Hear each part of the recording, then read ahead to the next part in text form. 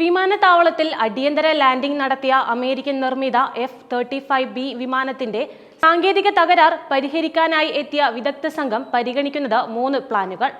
എയും ബിയും പരാജയപ്പെട്ടാൽ സി പ്ലാനിലേക്ക് കാര്യങ്ങൾ പോകും. ബ്രിട്ടനിൽ നിന്ന് 25 അംഗ സംഘമാണ് എത്തിയത്. ഇതിൽ 17 പേർ വിമാന നിർമ്മാണ വിദഗ്ധരാണ്. ഗുരുതരമായ തകരാറായതിനാൽ യുദ്ധവിമാനം എയർലിഫ്റ്റ് ചെയ്യേണ്ട സാഹചര്യം ഇവർക്ക് മുന്നിലുണ്ട്. ഇതിനുള്ള മുന്നൊരുക്കങ്ങളും ആരംഭിച്ചു. സൈനികർ ഉൾപ്പെടെയുള്ള സംഘം വിമാനം വലിച്ചു മാറ്റാനുള്ള ഉപകരണങ്ങളുമായാണ് എത്തിയത്. നിർത്തിയിട്ട ഭാഗത്തു വെച്ചു തന്നെ തകരാർ പരിഹരിക്കാനുള്ള ശ്രമം നടത്തുന്നതാണ് പ്ലാൻ എ. കഴിഞ്ഞില്ലെങ്കിൽ പ്ലാൻ ബി എന്ന നിലയിൽ എയർ ഇന്ത്യ ഹാങ്ങറിലേക്ക് വിമാനം വലിച്ചു നീക്കിക്കൊണ്ടുപോയി പരിഹാര ശ്രമം നടത്തും. അതും പൊളിഞ്ഞാൽ പ്ലാൻ സി ആണ്. അങ്ങനെ വന്നാൽ എയർലിഫ്റ്റ് ചെയ്യുന്നത് സംബന്ധിച്ച് അന്തിമ തീരുമാനമെടുക്കും. തകരാർ പരിഹരിക്കാൻ കഴിയില്ലെന്ന് ഉറപ്പായാൽ ചരക്ക് വിമാനമായ C-17 ഗ്ലോബ് മാസ്റ്റർ വിമാനത്തിലെത്തിച്ച് എയർലിഫ്റ്റ് ചെയ്യുന്നതാണ് പ്ലാൻ സി.